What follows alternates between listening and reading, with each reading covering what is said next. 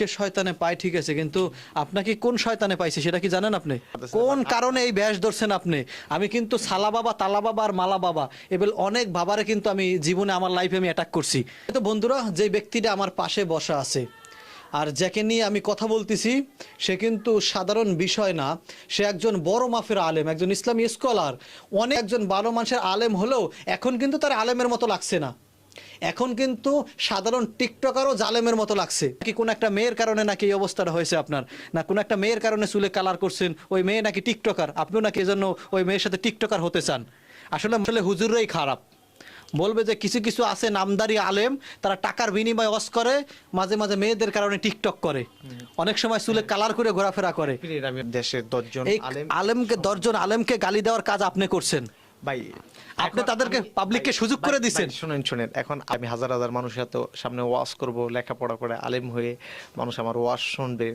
ওয়াজের ভিতরে লক্ষাধিক তাওহীদি জনতা উপস্থিত হয়েছেন, তারা আমার ওয়াজ শুনছে, সেই আমার আশা। আসসালামু আলাইকুম রাহমাতুল্লাহ। কেমন আছেন ভাই? আলহামদুলিল্লাহ, মাওলানা মুবারক সাহেব ভালো আছেন? আলহামদুলিল্লাহ ভাই, আপনি কেমন আছেন ভাই? আলহামদুলিল্লাহ। ভাইজান, হঠাৎ করে আপনার শার্ট প্যান্ট চুলের কালার অন্য রকমের দেখতেছি। অবাক লাগতেছে নাকি? হ্যাঁ, একটু একটু অবাক লাগতেছে। আচ্ছা, যাই হোক, এটা কিছুই না, সিম্পল। তা ভালো আছেন? আলহামদুলিল্লাহ।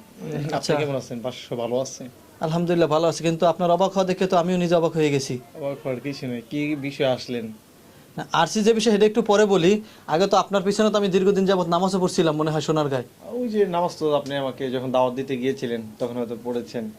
তাহলে আপনি এত বড় একজন মাওলানা মানুষ, হঠাৎ করে আপনার চুলে কালার করছেন। একটু আমি একটু আপনার চুলগুলো দেখি না? দেখতে পারেন। আমি কিন্তু একটু ভিডিও শুট করছি, মনে কিছু কষ্ট আছে নি আবার? ভিডিও শুট না, এরকম কিছু প্রবলেম নেই। মানে আপনার দুই একটা ভিডিও আমি দেখছি, দেখার পর আমি কিন্তু ক্যামেরা নিয়ে আসছি। আমার নিয়ে আসছিল আপনাকে আমি দাওয়াত দেবো সামনের মাহফিলে। রমজানের আগে আপনি মাহফিলে পিরিজপুরে মাহফিল করছেন। হ্যাঁ, করেছিলাম। ওইটা আমাদের পরিচিত মাহফিল ছিল, যেখানে আমরা আপনার বিষয়ে কথা বলছিলাম।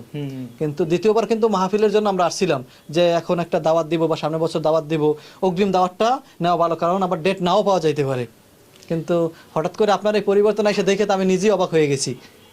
আসলে মূলত এই অবস্থায় কি আপনাকে মাহফিলে দাওয়াত আমি দিতে পারি? আপনি একটু বলবেন। এটা তো আসলে কোনো সম্ভব না, কারণ এটা মানুষ মানবে না। আর যেহেতু আমি ওয়াজ মাহফিল ছেড়ে দিয়েছি, তাই আমিও করব না। ওয়াজ মাহফিল করবেন না? ওয়াজ মাহফিল ছেড়ে দিয়েছি আমি। কেন ছেড়ে দিয়েছি? আসলে দীর্ঘ প্রায় 8 বছর ওয়াজ করেছি, আর ভালো লাগে না, ছেড়ে দিয়েছি। এখন আসলে ওয়াজের মধ্যে আচ্ছা, সোশ্যাল মিডিয়ায় তো আপনার অনেক বয়ান আছে। আছে সিলেবিদেই তো আসলে আপনারা দাওয়াত দিয়েছেন, দেখে দাওয়াত দিয়েছেন না। হ্যাঁ, আসলে মূলত মানুষকে শয়তানে পায় ঠিক আছে, কিন্তু আপনাকে কোন শয়তানে পাইছে সেটা কি জানেন আপনি? সেটা আসলে আমি বুঝতে পারতেছি না। নিজে বুঝতে পারতেছেন না? না, বুঝতে পারতেছি কোন কারণে এই ব্যাস ধরছেন আপনি?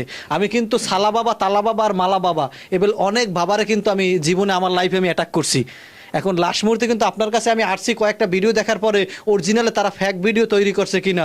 একজন মাওলানা মানুষ, সে এত বড় বয়ান, এত বড় একজন ইসলামী স্কলার, অনেক বয়ান করছে সে, হঠাৎ করে তার একটা চেঞ্জ, তার পরিবর্তন হওয়া যাওয়াটা একটা অবাক জিনিস। এটা মানুষ হতভম্ব দিয়ে যায় দেখা যে একজন মাওলানা মানুষ কীভাবে এভাবে হয়ে যায়। তা আমি চাইতেছি আসলে বাস্তবতা আর কি, এটা সত্য কিনা। আইসে দেখলাম আসলেই এটা সত্য।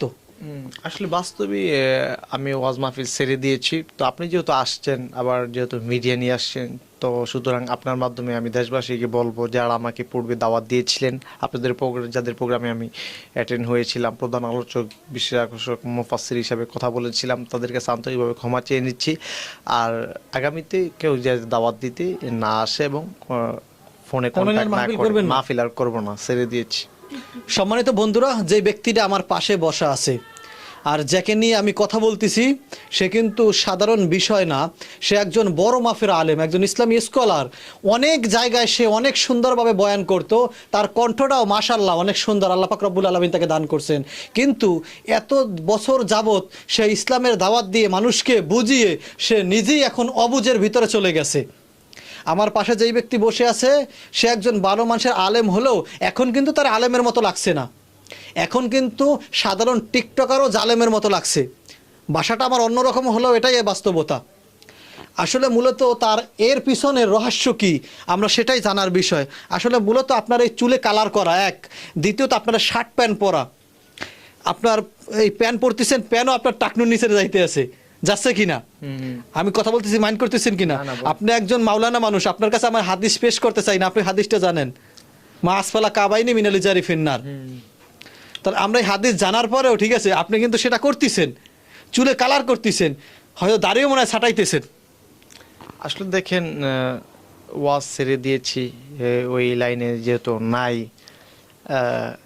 যেহেতু ওই লাইন ছেড়ে দিয়েছি বা আমি এটা ভিন্ন অবস্থানে চলে গিয়েছি বা এসে পড়েছি, আমার অবস্থানটা সম্পূর্ণই টোটালি চেঞ্জিং, বুঝতে পেরেছেন? ওয়াজ মাহফিল ছেড়ে দিয়েছি বা মসজিদে খেতাবাতের দায়িত্বে ছিলাম, এগুলো ছেড়ে দিয়েছি। তারপর আপনার মাদ্রাসায় মহতামিম প্লাস প্রিন্সিপাল বা শিক্ষক হিসাবে দায়িত্বে ছিলাম, সব কিছু ছেড়ে দিয়েছি ভাই, কথা বুঝতে পেরেছেন? যাই হোক, আপনি আমাকে মহব্বত করে আগেও মনে হয় 2বার দাওয়াত দিয়েছিলেন না, তারপরে আসলে আপনি যেরকম মহব্বত করে দাওয়াত দিয়েছিলেন এরকম ঠিক সবাই দাওয়াত দিয়েছিল বা আহ, আমার ফিল্ডে জনপ্রিয়তা বা এলাকার মানুষ কি বলেছে, কতটুকু মুগ্ধ হয়েছে সেটা হয়তো আপনি ভালো জানেন, আমি সেটা বলতে পারবো না। যেহেতু আমি ওয়াজ করে সাথে সাথে চলে আসছি, তো এখন বিষয় হচ্ছে যে যেহেতু ছেড়ে দিয়েছি ওই বিষয়টা এখন আর করতে যাচ্ছি না। তা আপনি এখন কি করতে চান? মানুষের মনে তো একটা আশা ভরসা আছে, হয় অজনসিয়া ছাড়ছেন ঠিক আছে, যে কোনো একটা লোভে পড়ে ইসলামের পথ ছেড়ে দিছেন, মানুষকে হেদায়েতের জন্য আপনি ডাকতেন যে আল্লাহ যেন মানুষকে হেদায়েত করে, আপনি মানুষকে বুঝাইতেন। ওই পথটা যখন আপনি ছেড়ে দিছেন তাহলে নিশ্চয়ই অন্য একটা পথ আপনি বেছে নিছেন। সেই পথটা আমরা দেখতে পাইতেছি, কিন্তু কি জন্য সেটা জানতে পারতেছি না। কি জন্য আমরা সেটা একটু জানতে চাই। আসলে দেখেন যে প্রথমত হলো যে যেহেতু আমার এই পরিবর্তন, এটা হয়তো বিশাল একটা ব্যাপার, স্বাভাবিক ব্যাপার না। প্রথমত আমি মনে করি স্বাভাবিক স্থানে নেই। 2 নাম্বার, আমার অনেক ঝামেলা এবং অনেক কিছুই প্রবলেমের শিকার আমি হওয়ার কারণেই আমি চেঞ্জিংটা হয়েছি। বাট কি ঝামেলা সেটা আপাতত আপনাকে বলবো না। জি, আমার গোপনীয় একটা বিষয়, আপনি কি বিবাহিতা না অবিবাহিতা? আমি আসলে বিবাহ শাদী করি নাই, করার প্ল্যান পর্ব ছিল, কিন্তু এখন তো যেহেতু ওয়াজ মাহফিল ছেড়ে দিয়েছি সেটা হয়তো আরো দেরি হবে, কারণ এটা সাজানো গুছানো একটা সময় আমার কিন্তু ছিল। বা আমি ওই ইসলামী অঙ্গনে আমার ভালো জনপ্রিয়তা ছিল এবং হাজার হাজার মানুষ আমার ওয়াজ মাহফিলে আসতো, যে তারা এখন আপনাকে দেখলে কি মনে করবে? যারা আমার এই ভিডিওগুলো দেখবে সেখানেও আপনার অনেকগুলো বক্তব্য থাকতে পারে যারা আপনাকে পছন্দ করতে, যারা আপনার ওয়াজগুলো দেখেছে, তারা যদি এখন এই ভিডিওটা দেখে তারা আপনাকে কি মন্তব্য করবে সেটা কি একবার ভেবেছেন? আসলে কি মন্তব্য করবে সেটা তো আসলে ভাবলে তাহলে এরকম করতাম না, সেটা আসলে ভাবি না।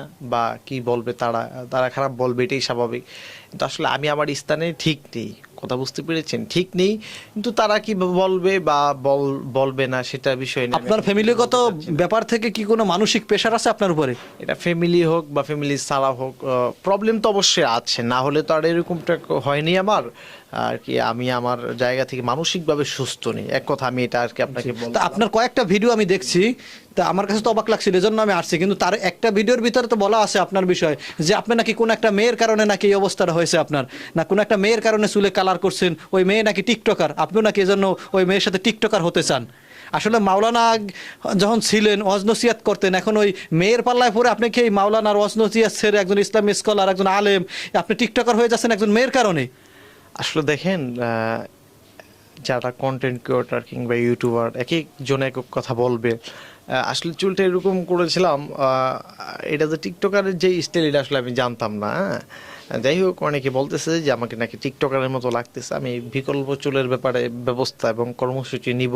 কিন্তু এখন আপাতত যে বিষয়টা হচ্ছে যে আমি কোনো মেয়ের পাল্লায় কিংবা কোনো মেয়ের প্রেমে পড়িনি, কারণ আমি আমার লাইফের শুরু থেকে এই পর্যন্ত আর কি, এটা বললে হয়তো আপনি না, এটা সবাই অবাক হয়ে যাবে যে মানুষ আমাকে বলে যে আল্লাহ পাক আপনাকে মাশাআল্লাহ চমৎকার চেহারা দিয়েছে, নাইস, ফার্স্ট ক্লাস, তো আপনি কয়জনের সাথে রিলেশন করেন বা প্রেম করেন? আসলে দেখেন, আমি কোনো মেয়ের সাথে রিলেশন প্রেম কারোর সাথেই কিছু করি না। আমি সবসময় আমার লাইফ নিয়ে থাকি, কিন্তু আসলে কিছু মানসিক চাপের কারণে মানসিকভাবে অসুস্থ হয়ে আমি সব কিছু ছেড়ে দিয়েছি, এটাই হলো মূল বিষয়। কিন্তু কোনো মেয়ে ফান্দে বা প্রেমে কিংবা সেকা মেকা এইসব আমি দেখিও নাই কখনো, বা দেখতে চাও না বা পছন্দ আপনি কখনো সেকা খান নাই? না, আমি তো প্রেমই করি নাই। সেকা খাম করে দেয় মানুষ, তো সেকা খায় তখন যখন প্রেম করে ওই প্রেমে ব্যর্থ হয়ে যায়, তখন সেকা খায়। তখন সেকা খায়, কিন্তু আমি তো আসলে প্রেমই করি নাই। যে কোনো মানুষের একটা প্রেমের একটা বয়স থাকে, বা ওই বয়স তার পার হয়ে গেলে তারপর কিন্তু প্রেম প্রেম জিনিসটার মানুষের মনে জাগে না। যে কোনো মানুষের, আলেম হোক আর সাধারণ জালেম হোক, সবার মনে একটা উঠতি একটা বয়স থাকে। আপনারও সেই বয়সটা পার হয়ে গেছে, না এখন চলতেছে সেটা আমি জানি না, তবে এই বয়সটা সবার জীবনে একবার আসবে। তবে শয়তান তাকে ধোঁকা দিয়ে মেয়েদের পাল্লায় নিয়ে যাবে, সেখান থেকে বেঁচে থাকতে হবে। এখন আপনি কতটুকু বেঁচে ফিরছেন সেটা আল্লাহ পাক রব্বুল আলামিন ভালো জানে। এখন আসলে দেখেন বিষয়টা হচ্ছে যে আপনার কি বলে এই ওই বয়সটা আমার আছে কি না, বয়স তো অবশ্যই আছে, যেহেতু আমি এখনো ইয়াং, বয়স আমার অল্প। তো বিষয়টা হচ্ছে যে আমি আমার জীবনের শুরু থেকে, লাইফের শুরু থেকেই এ পর্যন্ত কারো কোনো মেয়ের সাথে মেসেজ, প্রেম, প্রীতি, ভালোবাসা এগুলো কখনো করি নাই। তার কারণ হলো আমি আমার লাইফটাকে সবসময় লেখাপড়ার ভিতরে ব্যস্ত ছিল, যে কারণে আমি অল্প বয়সে অনেক লেখাপড়া করেছি, আল্লাহ পাক আমাকে তৌফিক দিয়েছে, এই জন্য আমি পড়েছি। এই জন্য আর কি ওই সময়টা পাই না যে একটা মেয়ের সাথে আড্ডা দিব, চ্যাট করব, মেসেজ করব, এই সময় আমার আচ্ছা, ছিল না। এখন আপনাকে আপনার এই ভিডিওগুলো দেখে অনেকে আপনাকে বলবে যে আপনাকে সহ, মানে অনেকেই কথাগুলো বলার তাদের মুখের ভাষাগুলো আমি তো আর আটকিয়ে রাখতে পারবো না, তারা বলতে থাকবে আসলে বেশিরভাগ হুজুররাই এর মতো বাটপার। বলবে কি না? বলবে যে আসলে হুজুররাই খারাপ।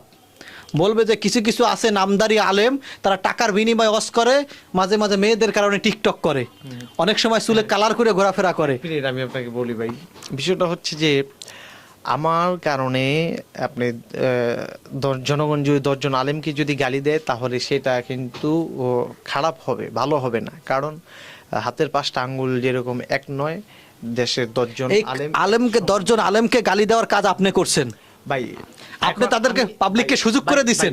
শুনেন, এখন আপনি যদি আমাকে যদি গালি দিতে যদি মন চায়, আপনি আমাকে প্রাইভেটলি গালি দিতে পারেন, আপনি তো আরো ঢালাওভাবে প্রত্যেককে গালি দিতে পারেন না। এই আপনি যে সুযোগ করে দিচ্ছেন, আপনি একজন ইসলামী স্কলার, বয়ান করছেন, মানুষকে হেদায়েতের পথে ডাকছেন, মানুষকে ভালো হওয়ার সুযোগ দিচ্ছেন, ভাইভাবে ভালো হয়। এখন এখন আপনি কেন খারাপ পথে গিয়ে গেছেন? আমি আপনাকে বলি, সংগঠন বলেন, সেক্টর বলেন, পরিবার বলেন, সমাজ বলেন, রাষ্ট্র বলেন, দল বলেন, তারপরে আপনার বন্ধু, ফ্রেন্ড সার্কেল বলেন, প্রত্যেকটা সেক্টরে আপনার অপরাধ করে একজন, কিন্তু আপনি যদি চান তাহলে সবাইকে ঢালাওভাবে অপরাধী বলতে পারবেন না। যেহেতু আমি একটা সময় ইসলামী অঙ্গনে ছিলাম, সেখানে মানুষদেরকে দিনের কথা বলতাম, বা দেশের হাজারো আলেমের সাথে আমার সম্পর্ক আছে, তারা আমাকে ভালো করে চিনে এবং জানে। হয়তো বিষয়টা আপনার মতো তারা অবাক হয়ে যাবে যে আসলে এটা মানতে পারবে না। তো বিষয়টা হচ্ছে যে তাদেরকে জাতি গালিগালাজ করবে বা খারাপ মাইন্ডে নিবে, এটা খুব খারাপ হবে। কারণ বিষয়টা হলো আপনার ব্যক্তিগত লাইফে আপনি কি করবেন না করবেন সেটা আপনার ডিসিশন। কারণ বাংলাদেশের কোনো আলেম কিন্তু আমাকে বলে নাই যে তুমি এই থেকে এই হয়ে যাও, আমাকে কিন্তু কেউ কিন্তু বলে নাই বা বলবেও না। বরঞ্চ আপনি যেরকমভাবে আমাকে বুঝাইতে আসছেন যে ভাই আপনি এই পথে চলে আসেন, সেম তদ্রূপ 10টা আলেম, 100 জন আলেম, তারা কিন্তু আমাকে বুঝাইয়া চাইবে, আবার হেদায়েতের পথে নিতে তারা চেষ্টা করবে, এটাই বাস্তব। তারা কিন্তু আমাকে কি করবে না, ধাক্কা দিয়ে ঠেলে ফেলে দিবে না, এটাই বেশ স্বাভাবিক। যাই হোক, আপনার মাধ্যমে আমি দেশবাসীকে বলবো, আলেমদেরকে ঢালাওভাবে গালি দিবেন না। আপনার যদি মন চায় আপনি আমাকে গালি দেন, সবাইকে একসাথে গালিগালাজ করবেন না, এটাই। এখন আমি যদি আপনাকে বলি যে আপনি যেই এখন বর্তমান যেই সমাজের ভিতর আছেন, নারী গাড়ি বাড়ি, দুনিয়াতে এই লোভের কারণেই কিন্তু মানুষ এক একটা পথ এক এক সময় ছেড়ে দেয়। কেউ আলেম থেকে জালেম হয়ে যায়, আবার কেউ জালেম থেকে আলেম হয়ে যায়। এবেল ঘটনা কিন্তু বাংলাদেশে অহরহ ঘটছে। আপনি প্রমাণ, আপনি এরকম যে কোনো একটা লোভে পড়ছেন, নারী বাড়ি নয় গাড়ি, যে কোনো একটা লোভে আপনি পড়ছেন, ঠিক আছে? এজন্য আপনার মানে অনুভূতি আমার এটাই আমার মনে রাখতেছে, এই কারণে আপনি হয়তো এই পথটা ছেড়ে দিছেন। ওই পথটাও কিন্তু কম ছিল না। আপনি কি টাকা কেউ কম দিছে? মাহফিলে টাকা কেউ কম দিছে আপনাকে? বলেন না না, আমি আপনাকে বলি ভাই, প্রত্যেকটা মানুষের লাইফে কিছু না কিছু স্বপ্ন থাকে, ঠিক আছে? যে আমি লাইফে এইটা করব, লাইফে ওইটা করব। সেম টু দ্রুপ আমার লাইফে একটা স্বপ্ন, একটা আশা, একটা অনুপ্রেরণা, একটা আগ্রহ, একটা আশা ভরসা ছিল, স্বপ্ন ছিল যে আমি এটা করবো। সেটা হলো ছোট থেকে আমার একটা স্বপ্ন ছিল যে আমি হাজার হাজার মানুষের এত সামনে ওয়াজ করব, লেখাপড়া করে আলেম হয়ে মানুষ আমার ওয়াজ শুনবে। তো আল্লাহর কাছে লাখ লাখ শুকরিয়া যে আল্লাহ তাআলা সেই সুযোগটা আমাকে করে দিয়েছেন। আপনি আমার সোশ্যাল মিডিয়াতে সার্চ করলে দেখবেন যে আমার ওয়াজের ভিতরে লক্ষাধিক তাওহীদি জনতা উপস্থিত হয়েছেন, তারা আমার ওয়াজ শুনছে। সেই আমার আশা পূর্ণ ভাই। কিন্তু নারী গাড়ি বাড়ি বলেন, এগুলোর প্রতি ভাই আমার কোনো ইন্টারেস্ট নাই হলো কারণ হলো নারী বাড়ি গাড়ি এই 3টা জিনিস। নারী বিষয়টা যেটা, সেটা হলো মনে করেন ইয়াং বয়সের ছেলেরা যারা আছে তারা প্রেম করে বা রিলেশন করে, আসলে যে আমি আপনাকে আগেই বললাম যে ওই সময়টা আমার ভাই কখনো ছিল না। লেখাপড়া করার সমসাময়িক সময় থেকে আমি ওয়াজের ময়দানে কাজ করি। ওয়াজের ময়দানে যখন কিনা আসলাম, লেখাপড়ার শেষ হওয়ার পরেও আমি ওয়াজের ময়দানে বিচরণ করতেছি, বুঝতে পারছেন? আমি তো আর আচ্ছা দর্শক, আপনি যে বয়ান করতেন ওগুলো তো আমি দরকার হলে স্ক্রিনে দেখাবো, দর্শক শ্রোতারা আপনার আগের ছবিগুলো আমি দেখাবো। হ্যাঁ আমি দেখাবো, কিন্তু আমি একটু এখন জানতে চাই আপনার কাছে যে আপনি একটু আমাদেরকে যে কোনো একটা কোরআনের আয়াত তেলাওয়াত করবেন, যে কোনো 30 পারা থেকে যে কোনো জায়গা থেকে, অথবা সেটার কাছাকাছি আপনি আরেকটু কাজ করবেন, সেটা হলো যে বয়ানের সুরে একটু কথা বলবেন। আমি বয়ান করতে বলি নাই, বয়ানের সুরে আগে যে বয়ান করতেন। এটা খায়া বলে যায় বাকি 10,000 আবজা দেন। ভাই এটা একটু পড়লো এ তো লং আরে ভিডিও দেখবে ভাই এটা একটু পড়লো কিয়ামত হয়ে যাবে।